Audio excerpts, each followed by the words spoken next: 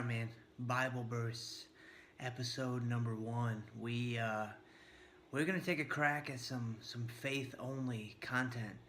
If you guys are subscribed or listening to the podcast that just recently released, the F Cubed podcast, you may have heard episode number 3. I did a little ditty called "Is There Really a Chance That God Doesn't Exist?" And I kind of threw my hat in the ring a little bit, offered up my thoughts to that question, and had a good time. It was a really good time, and kind of cracking open this little Pandora's box with some faith only content or some faith only pieces. And so with these Bible bursts on the little video series that I've got planned, I want to do the exact same thing, and I want to do these things in like 3 or 4 minute chunks. And there's a really good chance you guys are going to hear my daughter in the background, Penelope, because she is trying to sleep in that room right over there. Not the one right behind me, actually, that's our room. But right next to that room, you might hear her kind of singing to herself. So she may serenade us in the background. So be ready for that. But I just finished. So this is the Douglas Moo commentary.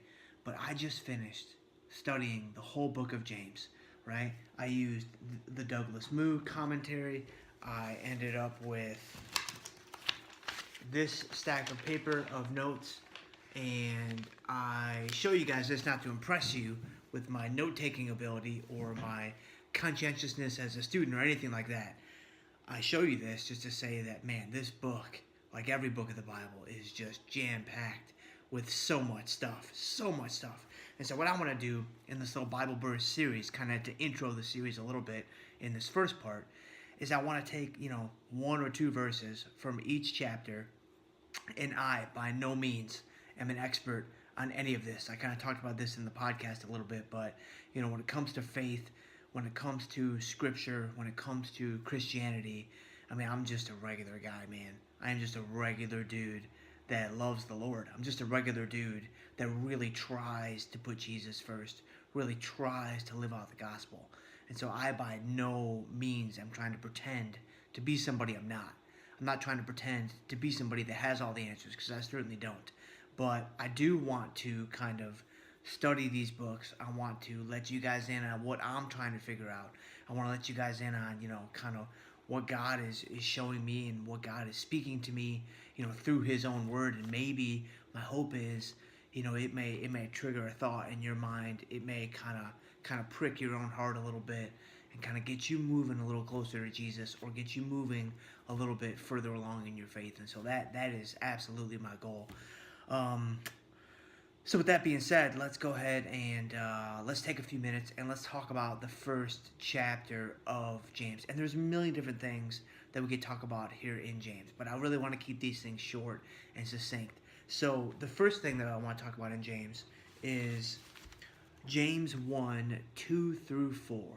So these verses, I think, they are powerful stuff. So if we read the verses: "Consider it pure joy, my brothers and sisters, whenever you face trials of many kinds, because you know that the testing of your faith produces perseverance. Let perseverance finish its work, so that you may be mature and complete, not lacking anything." So that's amazing. That's amazing for a number of reasons.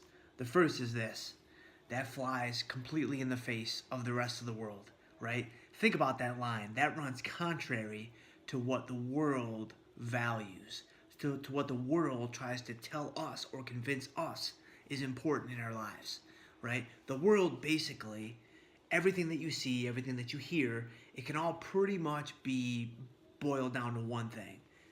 They think that you should live a life that should be trying to obtain pleasure and avoid pain. You need to move closer to a pleasurable state and move away from a painful state. James is literally saying the exact opposite. James is literally saying that when you face trials and tribulations, you should consider it pure joy. And one of the cross references that I pulled from my study, and you guys might hear Penelope in the background, is Matthew 5:12. Matthew says, "Rejoice and be glad for your persecutions, because great is your reward in heaven." And man, that is so powerful, man. And when I read that, it automatically made me think of something that Tim Keller said in one of his podcasts. And guys, if I'm just being real with you, man, if I ever say anything in any of these faith pieces and it sounds like it's really smart, or it sounds like it's really good, or you're thinking, wow, Jim's really, yeah, that was good, I can assure you it was not from me. It was from one of three Tims that have had an enormous impact on my life. It was either Tim Keller, who is a pastor in New York that many of you guys have maybe heard of, or it was Tim Briggs, my first Bible study leader back in Charlotte, who has had a tremendous impact on me and my spiritual walk, or Tim Tebow, obviously, because I just think that he is an incredible role model in the sports world, and I look up to him in a million different ways. And so the three Tims will guide you in figuring out, where my good thoughts have probably come from. But Tim Keller said in one of his podcasts, we are called as Christians to maintain a remarkable tension with the world. And so when he was talking about that, he wasn't talking about James, he was talking about something else. But that is just like, that speaks right to what James is saying here, right? James is saying you're going to face trials and tribulations. And basically, I'm aware that the world places values on other things. But you should not run from that tension. You should not shy away from that tension. You should embrace that tension. And you should welcome that tension. And to me, that is just really, really powerful. And then the other piece of this verse, and then we'll get on to kind of the second verse, or these verses, is what James puts at the end there with perseverance. Let perseverance finish its work. And so in the Douglas Moo commentary, which is phenomenal, by the way, he gives you a lot of the etymology. He gives you a lot of the Greek origins of the words. And the actual etymology of perseverance there, I don't remember or even know the Greek word, the original Greek word there, but it is meant to be endure a heavy load for a long time. So that is really, really powerful. It's really, really powerful because as Christians, basically what James is telling us is that, hey, we're going to face trials, we're going to face tribulations, and they're very likely going to endure for a long time. And we need to buckle up, man. We need to strap ourselves in and just get ready for that. Because we need to respond appropriately. And these are Moo's thoughts, if I'm not mistaken. He talks about we need to understand the etymology of the word, we need to understand the original Greek, and we need to understand what James was trying to tell us, and we need to respond appropriately and give the perseverance an opportunity to work. Give the perseverance an opportunity to shape us and mold us into the person and the image that God had in his mind when he created us in the first place. Right? And I love that for a number of reasons. I mean, you start getting into, I did a post recently about, God being a silversmith, and I just love that and all that. But I'm not going to go on that tangent because this video is already way longer than I wanted it to be. And we got to go through the second piece. So the second piece is, let me get my notes situated. Yep, and there's Penelope. James, this real life, man. We got 2 kids. Like, I would love to just be able to shoot videos with no, disruptions or distractions, but that's not real, man. I mean, you want to talk about the Bible being real. I mean, the Bible's real, and this is real too. And so, James 1, verse 22. Do not merely listen to the word and so deceive yourselves. Do what it says.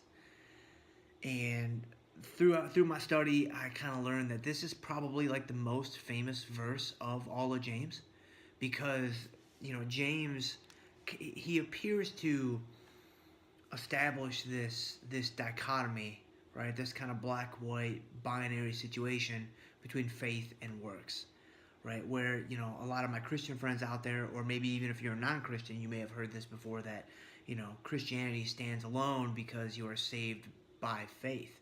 Well, you are saved by grace through faith, not by works.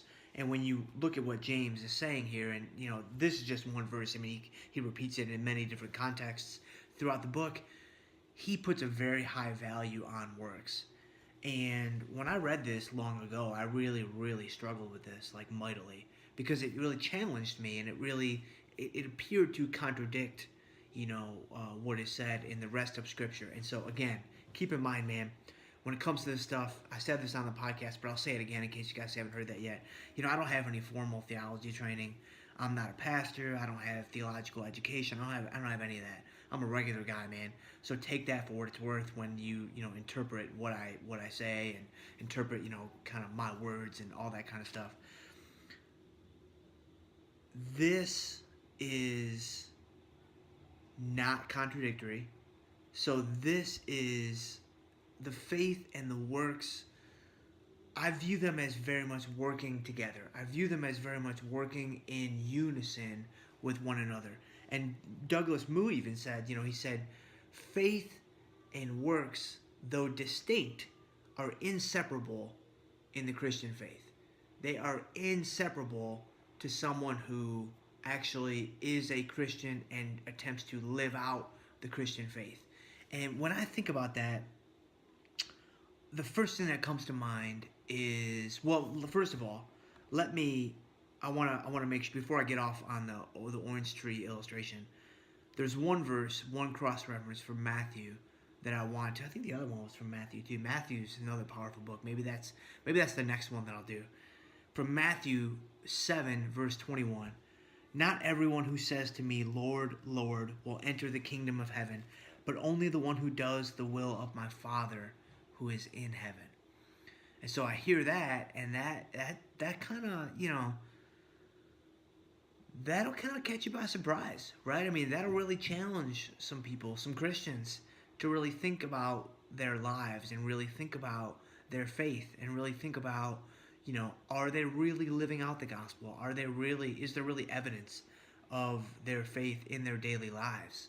And so that's really, really challenging to me. And then Moo also goes on to say, people who only listen to the word are on dangerous ground and deceive themselves into thinking they're right with God when they're not. And so when I think about that, the image that comes to mind for me, and again, I'm quite confident that I got this from somewhere else. I don't think I just came up with this on my own. I'm certainly not that smart or that intelligent. Definitely not when it comes to this kind of stuff, because I'm learning right alongside you guys. But when I think about a fruit tree, right? So when you think about like an orange tree, right? So like down in Florida, we spent a lot of time in Florida because Autumn's mom is down there. Mary, hi Mary. I'm sure you're watching this. I hope you are, at least. I mean, I get 2-3 views per video, and one of them better be you. But Mary and Doug, are down there in Florida, and I think about an orange tree in Florida, right? And when you look at an orange tree, how do you know that tree is alive? You know that tree is alive by the fruit that is on its branches. You know that tree is alive by the oranges that it produces, right? So if you walked by and you saw an orange tree and there was no fruit on the branches, and it was clearly, it was very clear by looking at that tree that it was not producing any fruit, you would conclude that tree is dead. There is no life inside that tree, right? When you think about Christianity, we are supposed to be transformed by Christ, right? If you're really a Christian, if Christianity is inside your heart, and you claim to profess the name of Jesus, which is amazing, by the way, there should be a transformation in your heart. There should be a transformation in your soul. And just like the orange tree, that we know it's alive by seeing its fruit, if you're a Christian and Christ is in your heart, we should see evidence of that in your daily life. And to me, that was the best image that I heard to illustrate this point. And I love that. I love that because I think it's right. I love that because I think it's true. I love that because it is so challenging. And it challenges me. And I read Matthew 7:21 and I'm like, wow, maybe I need to, maybe there needs to be more evidence in my life. And then, you start getting into working your way into heaven. And this stuff is hard, man. This stuff is really, really hard to kind of, decipher and figure out and all that kind of stuff. I mean, I'm not going to claim that it's easy because it's not. I mean, on the one hand, it's super easy because all you need is Jesus. On the other hand, on the other side of that, it's like, it's pretty hard. And so that's just real, man. And Bible verse, I was thinking 2 to 3 minutes. We're at 15 and a half. That's about right. And so I hope this was helpful for you guys, man. James 1, trials and tribulations. Do not simply be a listener or hearer of the word, but be a doer of the word. And, let the world, if you call yourself a Christian, let the world see the fruit of your faith by your good deeds. And that's a big message behind what James is trying to tell us. I think it's powerful. I think it's relevant. I think it's important. I love it, man. And, this is just the first chapter. I'm going to do the next 2 chapters. And, I hope that you guys got something from this. I hope that it was beneficial to you. I hope that, God spoke through me today. And that I hope that when you walk away from this video, you're thinking about Him. And you're thinking about, His word and His truth. And somehow, some way, maybe this pointed you to all of that. So I appreciate you guys, man. I appreciate you guys as always. And I'll see you guys next time for the next Bible burst. And I promise it'll be less than 16 minutes, maybe like 14 minutes. But we'll see. See you guys next time.